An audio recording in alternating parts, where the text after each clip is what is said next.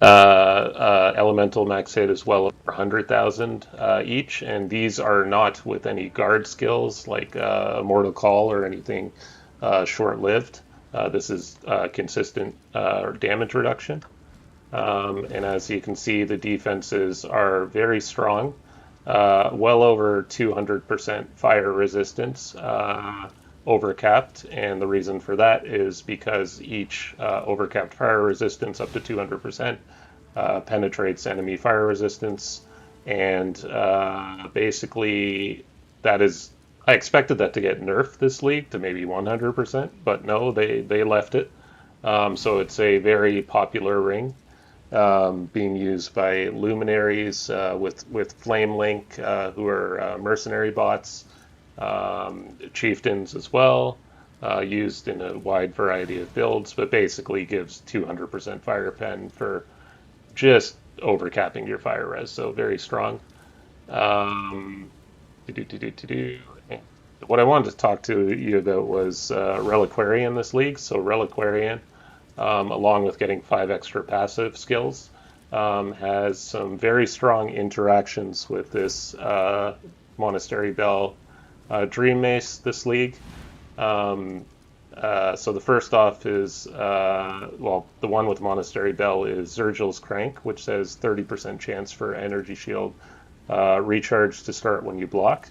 So I was able to obtain a bunch of very cheap uniques here. You can see with this energy shield recharge rate, energy shield recharge rate, energy shield recharge rate, which gave me, as you can see here, life recharge per second. Energy shield recharge was changed into life recharge via the Eternal Youth keystone. So it's very similar to, actually, it's very similar life regen levels to the life regen version I had of this build last week. It's just a different take on it, using life recharge instead of life regeneration, and I think it is very strong. I initially had much higher life recharge numbers when I was using Val Temptation plus Val Discipline, but that just wasn't consistent if I wasn't getting enough soul charges to keep up Val Discipline. It was a good idea though, because there are a bunch of cost. They changed these nodes that you can see here to cost efficiency this league, and inserted this new wheel here, which gives some life and mana reservation, very close to another life and mana reservation wheel. And cost efficiency actually reduces Val Souls too. So I digress. Long story short is I ended up taking this Wicked Ward where it says energy field recharge is not interrupted by damage if recharge began recently. Every time you block and the Zergil's crank is activated, so it'll start, and because it starts, it began recently, so it's not interrupted by any damage. So as long as you're hitting something, the recharge is always running, which is an interesting playstyle, and it's been working quite well for me. The other strong thing about Reliquarian is Dawnbreaker we'll get to in a second, but I think you might already know about how strong that one is. Comb's Binding, the physical taken as fire we have is basically just Cloak of Fame, 40%, and Dawnbreaker for another 25% of physical taken as fire. So I did the math in Excel, which I can show you after, but long story short, it's this Combs Binding node when you're taking physical damage, which is as you can, with 45,000 max hit versus the 100,000 plus.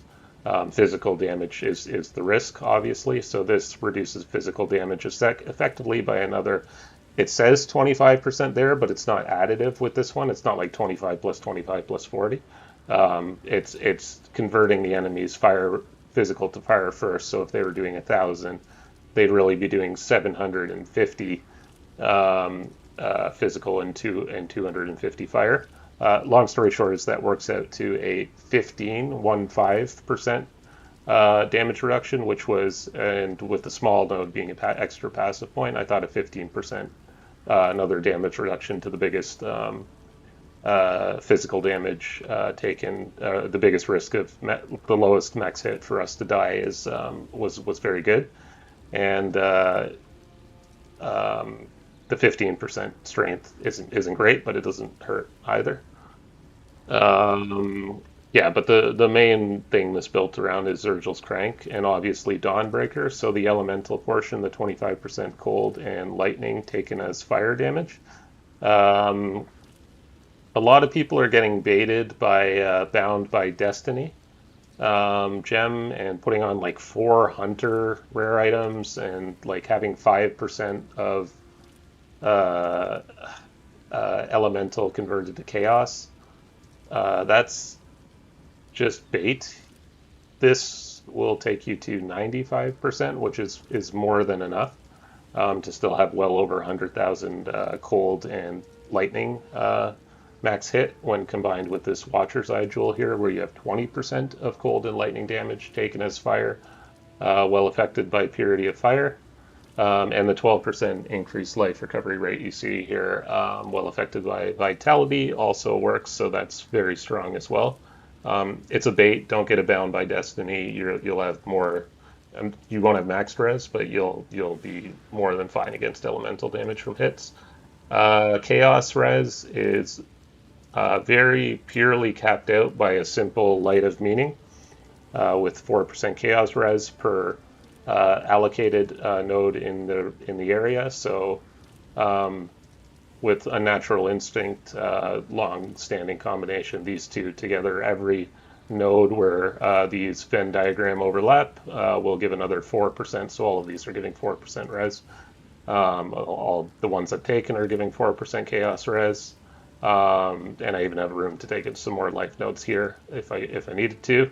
But long story short is this one combination with some extra chaos res nodes on this here is effectively giving us like chaos res cap 125%, 130% chaos res just from this one jewel, which is crazy. So amazing combo there. Forbidden Flesh and Forbidden Flame, I'm using Pathfinder, and the reason for that is you can see my Ruby Flask and my Bismuth Flask, which are needed to keep the fire res up high above that 200% cap, are running nonstop. And it also gives 10% attack speed, which works with our shield charge activating our Shattershard, 10% movement speed, remove bleeding when you use the flask, etc., etc. Long story short, it's really good. It's boosted by some flask charges gained and flask effect duration on the belt, but other than that, I have no other flask nodes invested on the passive tree. And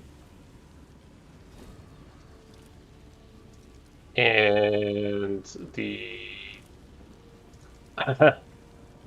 Tattoo of Tasleo's Shaman here is one of the only tattoos I've used other than these fire resistance ones, which were used to help cap fire resistance. And that's just to hinder enemies on hit with spells. But yeah, Reliquarian has worked out to be very, very strongly defensive with all three nodes. So really strong defensive class. In comparison to Chieftain, I'd say the build is just as, if not more, defensive. But anytime you're hitting, like 500,000 effective EHP pool, you're doing pretty good. What else is interesting here? Nature's Patience, because we're stationary. I'll go through the auras next. So the auras we have are Purity of Fire, Petrified Blood, Vitality, Herald of Ash, Flesh and Stone, Arctic Armor, and the new aspect of Lunaris, which I crafted using a Ducat onto the helmet. And the helmet, plus the +1 level of all skill gems, plus a level 21 Purity of Fire, was able to bump that up to level 23, and when you hit level 23 you get an extra maximum fire resistance there, which was nice. And again, all these rares were really easy to find because they had energy shield recharge rate, which people were selling for nothing, so I was able to a null using the new Vesper crafting, and you know, craft some good mods onto it relatively easily. So the main attack setup we have is shield. Oh, I'll talk about Aspect Lunaris. So Aspect of Lunaris is a new aura where you take less physical damage per lunar protection and less elemental damage per lunar resistance. Because we're taking so much of damage as fire, the lunar resistance one is the more important one. And this Emny Embrace, when you take damage, you take some fire damage. That will trigger the lunar resistance here. Triggers up to 8 times. With our attack speed, it's non-stop activated at 8%. And when you're mapping and getting hit by enemies all the time, the lunar protection will also trigger. I had some other ideas with the Scold's Birdal helmet, where you take some of your mana cost as physical to keep up the lunar protection all the time, but this helmet with the fire resistance and the life and the recharge rate was just too much to give up to put that helmet on. Even when there was a new Enshrouded modifier, which was Rage, benefits your spell damage at 50% of value, which was an implicit I could have got on that Scold's Birdal, and then I could have took like a rage route. I was actually experimenting with maximum rage route with the wild bear as well, to only give you rage every 0.5 seconds, which was, it's actually a big nerf against route. They're pretty standard.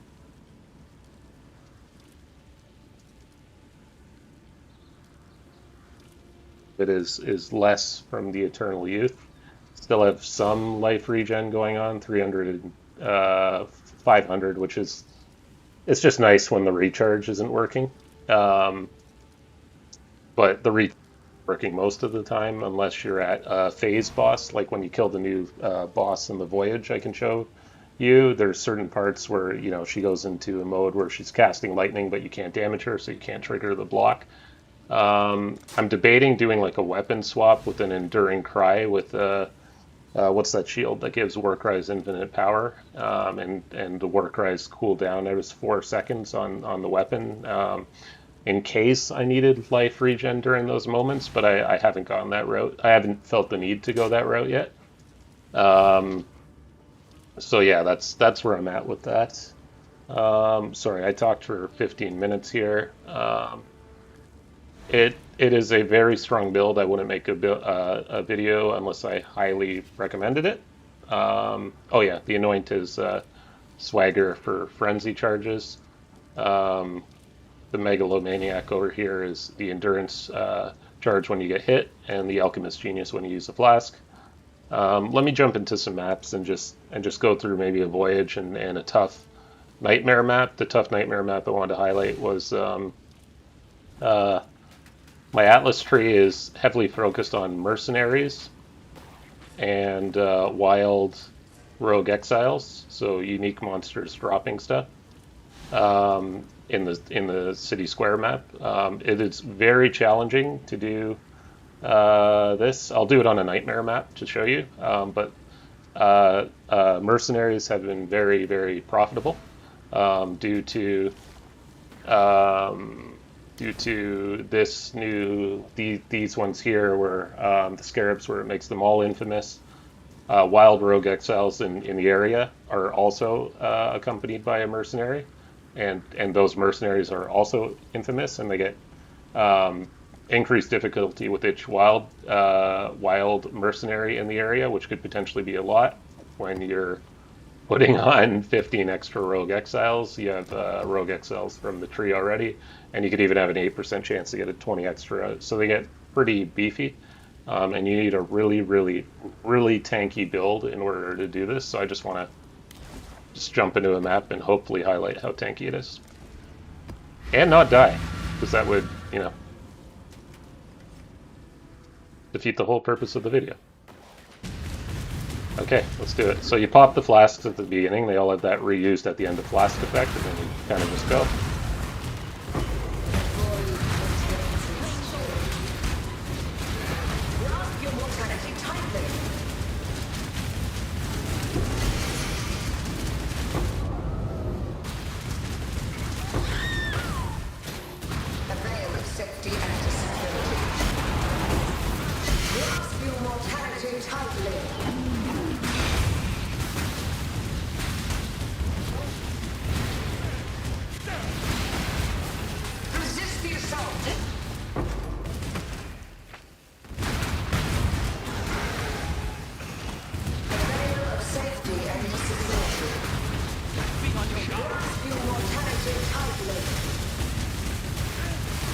Some of these guys get pretty tanky.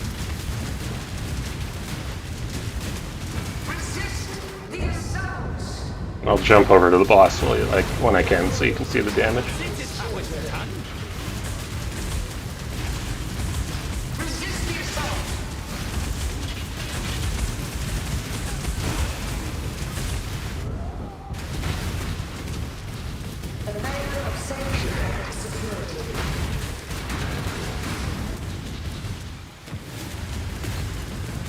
You can see my life isn't going up quick there until I start recharging. So the damage isn't amazing, but you can see this is a tier 16 Nightmare boss, and his health is going down honestly decently fast.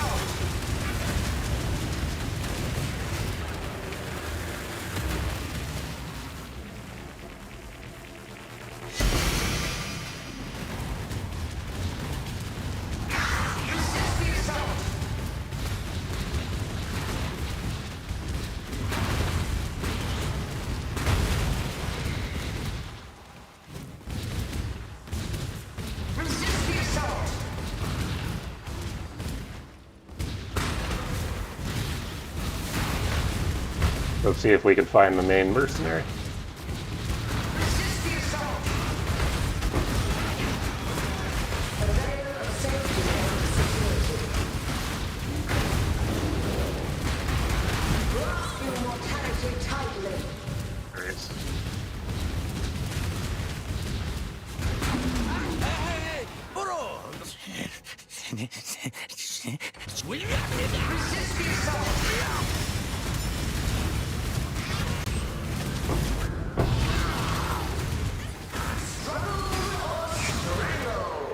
Probably not showing that off well, but these mercenaries are really tough. We didn't get too many of them accompanying the Rogue Exiles. So.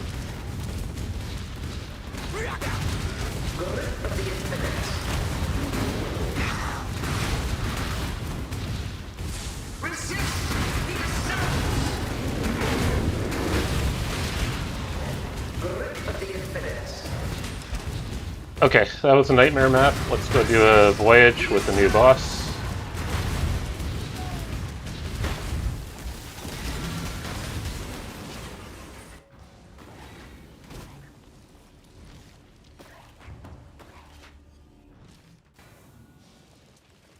Come on then.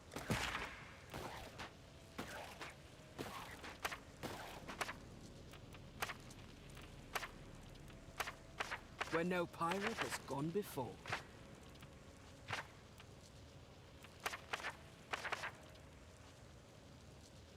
Okay, put her here. Sure you're ready to take on Velka?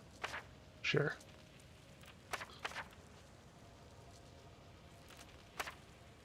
Okay.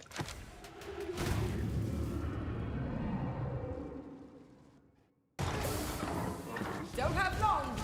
Ouch! Burn my fingers. And I also want to make this build because it's decently fast for getting through these.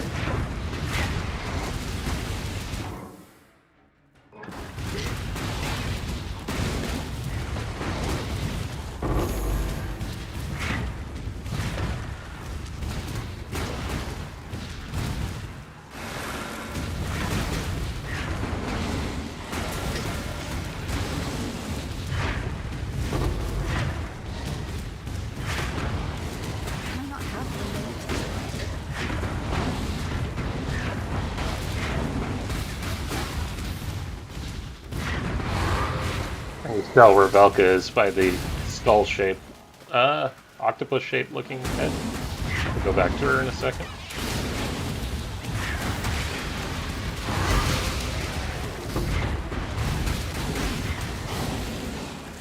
Oh, Divine Orbs instead. I didn't see what chance. Hopefully some drop, but I'm finding not many drop.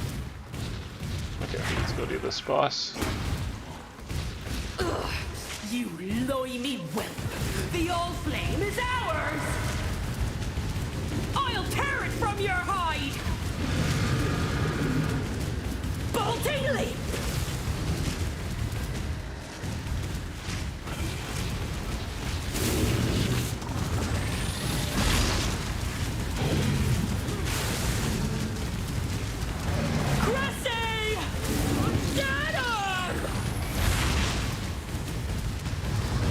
I have no idea what this boss does. This belongs to the brine room. Run for your life if you know what's good for you. Arc bolt.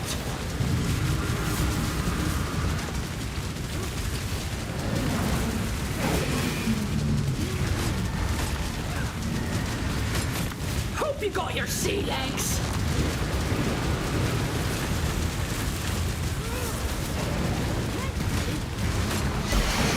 Just know she does something here, so if she goes phased, they can't damage her. You kind of got to run away from the lightning bolts. Arc bolt.